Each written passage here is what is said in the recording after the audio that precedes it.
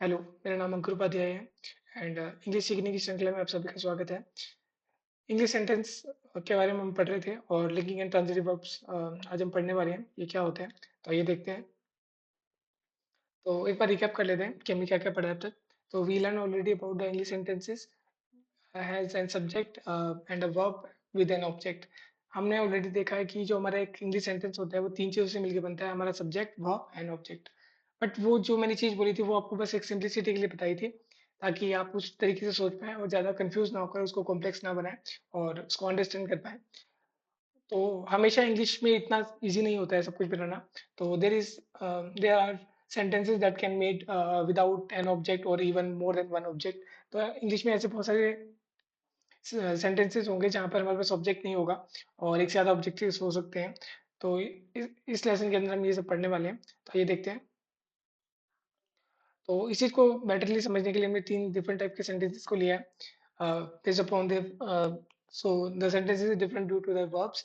तो यहाँ पर 3 टाइप्स के वर्ब्स को हमने लिया है। तो पहला है हमारा ट्रांजिटिव वर्ब। ट्रांजिटिव वर्ब में हमारे पास monotransitive and ditransitive होता है। तो पहले जो मैंने आपको पहले बताया था कि जो हमारा सेंटेंस होता है वो जिसमें सब्जेक्ट होता है, उसके अंदर हमारे पास वर्ब होती है एंड ऑब्जेक्ट होता है। तो बेसिकली वो ट्रांजिटिव है। इसके बाद हमारे पास होता है इंट्रांजिटिव और उसके बाद होता है लिंकिंग वर्ब। तो आइए इसको एक वन बाय वन में देखते हैं।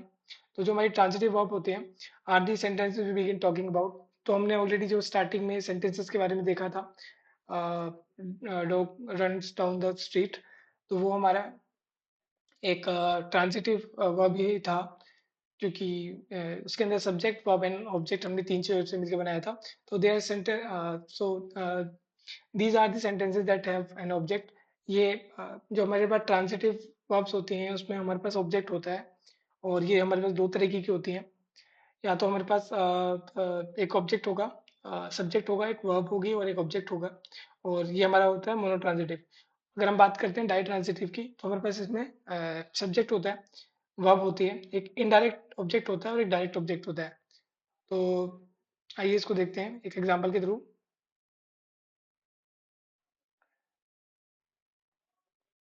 तो मोनोट्रांजिटिव का एग्जांपल लेते हैं। Jeff kick the ball.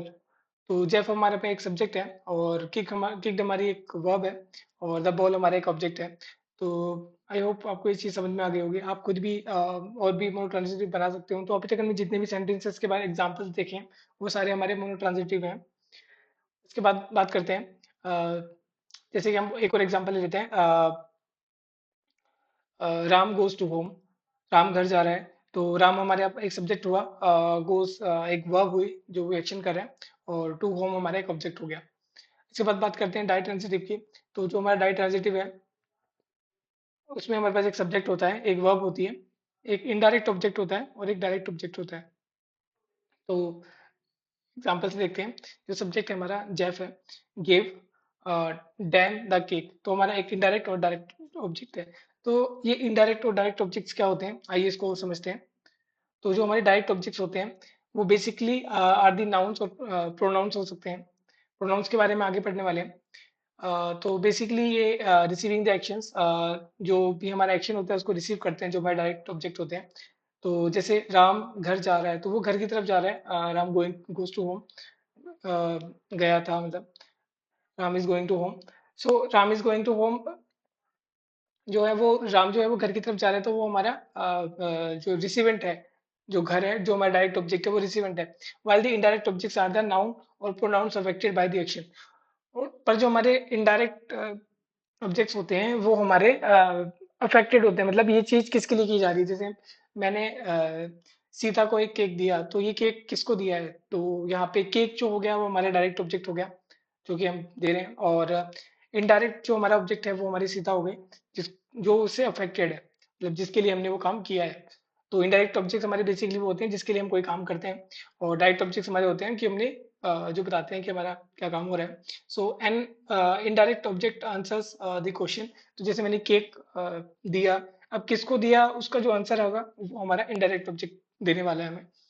तो जैसे हम एग्जांपल देख लेते हैं। Jeff gave Dan the cake. तो जो हमारा जेफ है वो एक सब्जेक्ट है, उसने गेव, अब इसको अगर हम छोड़ दें डैन को, तो यहाँ पे पता आ रहा है जेफ गेव द केक, किसको दिया, तो ये हमारा आंसर करेगा हमारा इनडायरेक्ट ऑब्जेक्ट। तो जिसको भी दिया है वो हमारा एक इनडायरेक्ट ऑब्जेक्ट हो जाएगा। आइए इसका एक और एग्जांपल देखते हैं। Max pitched the ball, the baseball. तो मैक्स ने जो बेसबॉल है वो किसको पिच की, एक एलिस को पिच की, तो वो हमारा एक इनडायरेक्ट ऑब्जेक्ट हो गया। तो जो हमारा डायरेक्ट ऑब्जेक्ट होता है वो हमारा जो एक्शन रिसीव करता है कि भाई डायरेक्टली ये जो पिच हुई है वो किसने की है, मतलब कौन सी चीज हुई है, बेसबॉल हुई है। और जो हमारा किसके लिए हुई है, वो एलिस के लिए हुई है। तो जो हमारा इनडायरेक्ट ऑब्जेक्ट है वो हमारा होम, वो और वर्ड बताता है। तो आइए और टाइप के वर्ब्स के बारे में देखते हैं। तो अब हम बात करते हैं इंट्रांजिटिव वर्ब्स के बारे में। तो इंट्रांजिटिव, जैसे हमने ट्रांजिटिव वर्ब्स के अंदर देखा उसमें हमारे पास ऑब्जेक्ट्स होते हैं, एक है, एक से ज्यादा ऑब्जेक्ट्स हो सकते हैं। लेकिन जो हमारी इंट्रांजिटिव वर्ब्स होती हैं उसमें हमारे पास कोई भी रियल ऑब्जेक्ट नहीं होता है। So their action is not transferred from the subject to an object. जैसे हमने एग्जांपल देखा था कि राम घर जा रहा है या dog run down the street. तो जो हमारा डॉग है वो डायरेक्टली एक्शन परफॉर्म कर रहा है, और उसका जो एक्शन जो डायरेक्टली जा रहा है वो रोड की तरफ जा रहा है, कि वो रोड पे भाग रहा है। बट इन ट्रांजिटिव में वैसा हमारे पास कुछ नहीं होता है। तो देखते हैं, जैसे हम बोलते हैं शी क्राइड, कि वो रो रही है। अब इसके बारे में मेरे पास और कोई जानकारी नहीं है कि वो मतलब कहाँ से रो रही है और या कौन सा डायरेक्ट ऑब्जेक्ट उसके लिए है। तो इस तरीके के जो हमारे होते हैं वो इंट्रांजिटिव वर्ब होते हैं। तो इसकी और समझने के लिए हम थोड़ा प्रपोजनल फ्रेज लगा सकते हैं। जैसे वो कहाँ पर हो रही है, हमने इसको पता लगाने के लिए एट होम लगा दिया, बट ये हमारे पास ऑब्जेक्ट नहीं है, क्योंकि ये डायरेक्ट एक्शन ट्रांसफर नहीं हो रहा है। तो जैसे जैसे आप धीरे धीरे करके सेंटेंसेस को बनाना सीख जाएंगे तो आप इस चीज को आगे समझने लग जाएंगे कि डायरेक्ट एक्शन कैसे परफॉर्म होता है और इनडायरेक्ट कैसे होता है। तो आइए इसको और समझते हैं। सो we can follow the intransitive verbs with other words telling us how, where or when, but it's still really the object. तो यहाँ पर हमारे पास इंट्रांजिटिव के अंदर सिंपली हमारे पास कोई भी ऑब्जेक्ट नहीं होने वाला है। तो जैसे हमने यहाँ पे लिया ही स्लेप्ट आफ्टर डिनर, इसमें ये बताया हुआ है कि वो सो गया डिनर के बाद, बट वहाँ पे कोई ऑब्जेक्ट नहीं है। ऑब्जेक्ट का मतलब क्या है कि वहाँ पे कोई डायरेक्टली एक्शन परफॉर्म नहीं हो रहा इसके ऊपर, कि वो उसमें ये नहीं कि भाई बेड पे सो रहे हैं या कोई ऐसे डायरेक्ट एक्शन कोई परफॉर्म नहीं हो रहा है। उसने बस बताया कि ही स्लेप्ट आफ्टर डिनर, तो वो खाने के बाद सो गया। उसके बाद एक और एग्जांपल देखते हैं। तो ये हमारा एक ऑब्जेक्ट नहीं मान सकते हम इसको, ये बस हम बता रहा है फ्रेज की ये चीज क्या कर रहे हैं। आवर कार, तो ये हमारे कंप्लीट सेंटेंस में ही आते हैं। स्टार्टिंग में मैंने जो बताया था कि कंप्लीट सेंटेंस में तीन चीजें होती हैं मेनली, तो वो बस सिर्फ एक अंडरस्टैंडिंग के लिए था, ताकि हम इस कोर्स को थोड़ा सिंपल बना सकें और आगे इसको और बेटर वे में समझ सकें। तो यहाँ पर हम देख सकते हैं जो हमारे इंट्रांजिटिव वर्ब्स होते हैं वो इस तरीके से काम करते हैं। और our car blow up down the street, तो यहाँ पे हमारी जो हमारी कार है ब्लो अप कर रही है डाउन द स्ट्रीट।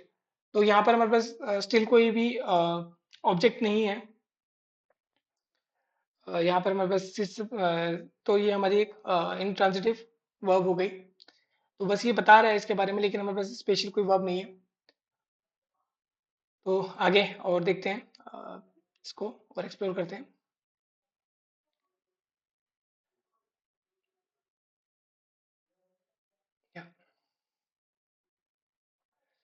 लास्ट हमारे पास है linking transitive, sorry linking verb.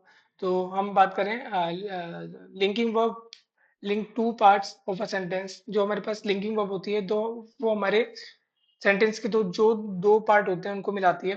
They link the subject to a noun, और adjective called the subject complement.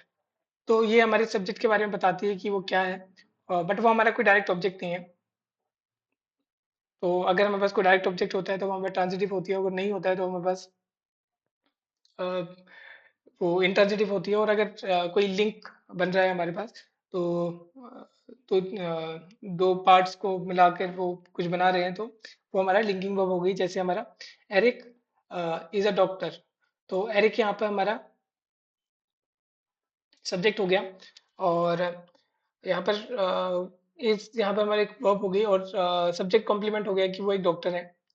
तो बस यही है इस चीज़ को, ये थोड़ा सा कॉम्प्लेक्स है आई नो, बट धीरे धीरे करके जैसे हम आगे बढ़ते जाएंगे इस श्रृंखला में, हम इस चीज़ को और बेटर वे में समझते जाएंगे। पर फॉर द बेटर अंडरस्टैंडिंग हमें ये चीज़ सीखनी जरूरी थी, सो इसलिए मैंने इसको कवर किया। So thank you so much for your time, and if you have any comments, so feel free to ask me in to the comments.